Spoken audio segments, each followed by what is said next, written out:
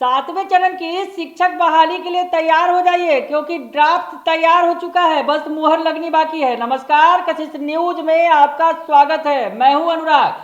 सातवें चरण की शिक्षक बहाली के लिए आंदोलन हो रहा है, प्रदर्शन हो रहे हैं और मांग की जा रही है कि जल्द से जल्द शिक्षकों की बहाली हो। लगभग 2 लाख से ज्यादा बहालियां होनी है। ऐसे में जो अभ्यर्थी हैं उनकी मांग लगातार जोर पकड़ती चली जा रही है। तो उससे जुड़ी हम आपको बड़ी खबर बता रहे हैं कि शिक्षक बहाली से जुड़ी बड़ी खबर यह है कि बहाली की नई नियमावली का ड्राफ्ट तैयार हो गया है।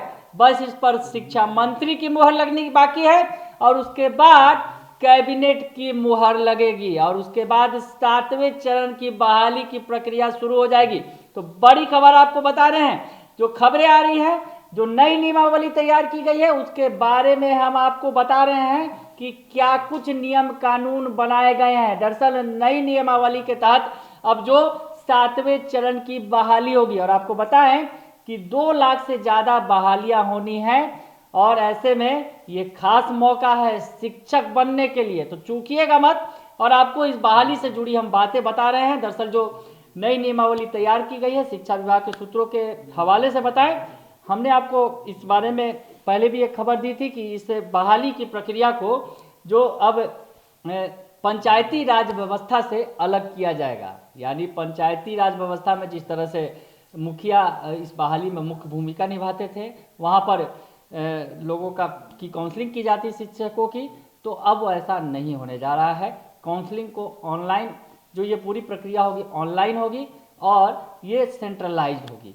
तो ये सबसे खास बात होगी। उसके अलावा और भी क्या खास बातें हैं हम आपको बताने की कोशिश कर रहे हैं इस वीडियो के जरिए।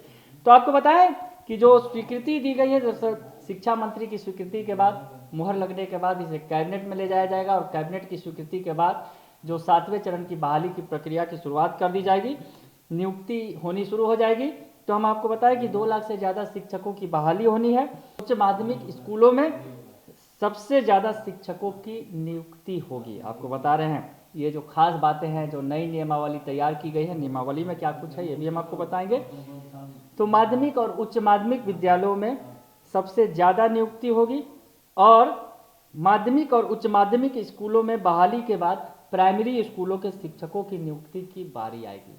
तो ये जो प्रक्रिया जो है वो पूरी की जा रही है। दरअसल 7वें चरण की बहाली की मांग तेज होती चली जा रही है। ऐसे में हम आपको ये जानकारी दे रहे हैं, ये महत्वपूर्ण जानकारी है जो शिक्षा विभाग के हवाले से है कि तैयारी पूरी हो गई है, नई नियमावली तैयार हो गई है और 2 लाख से ज़्यादा शिक्षकों की बहाली की जानी है 7वें चरण में। तो इसकी खास बातें भी हम आपको आगे बताएंगे कि क्या कुछ होना है। ये जो नई बहाली के लिए, जो 7वें चरण की बहाली के लिए जो नई प्रक्रिया है, जो नया ड्राफ्ट तैयार हुआ है, उसमें क्या कुछ मुख्य बिंदु है वो हम आपको बता रहे हैं इस वीडियो के जरिए। हम बताएं आपको कि बहाली का शेड्यूल कैलेंडर जो है करीब करीब तैयार कर लिया गया है। जो विभागीय जानकारी के मुताबिक, विभागीय सूत्रों के मुताबिक बहाली के लिए आवेदकों का आवेदन ऑनलाइन लिया जाएगा। जो सबसे खास बात जिसकी चर्चा हमने पहले भी की थी, आपको बताया था कि जो पंचायती राज व्यवस्था से इसे अलग रखने की कवायद की जा रही है। यानी मुखिया जी जो बहाली करते थे शिक्षकों की, शायद अब मुखिया जी को ये मौका नहीं दिया जाएगा।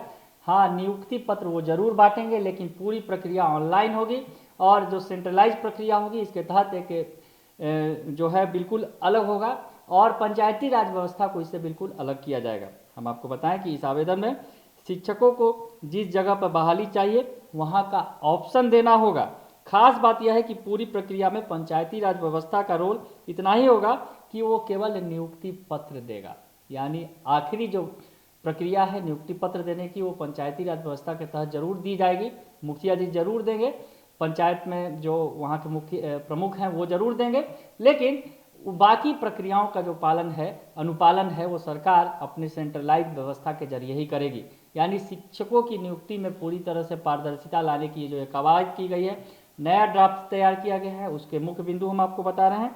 उसके अलावा हम आपको बता रहे हैं कि ये सबसे बड़ा मुख्य बिंदु जो है, जो जिससे खबरें मिल रही हैं कि इसके अंदर ये जो मुख्य व्यवस्था की जा रही है। और सबसे बड़ी बात, जिस तरह से लगातार शिकायतें मिलती रही हैं कि जो अभ्यर्थी हैं फर्जी तौर पर बहाल हो रहे हैं, शिक्षकों की जो बहाली हुई थी दरअसल जब निगरानी की जांच में इसका खुलासा हुआ, जब बहुत सारे लगभग 1 लाख शिक्षकों की का फोल्डर भी गायब मिला, तो ऐसे में कई तरह के सवाल खड़े हो रहे थे कि आखिर पंचायती राज व्यवस्था के तहत जो बहालियाँ हुई है उसमें फर्जीवाड़ा हुआ है। तो इस फर्जीवाड़ा को दूर करने के लिए सबसे बड़ी कवायद की जा रही है। हम आपको बताएं कि लगातार धरना प्रदर्शन हो रहे हैं। गर्ग विभाग में जो शिक्षक अभ्यर्थी हैं वो लगातार प्रदर्शन कर रहे हैं।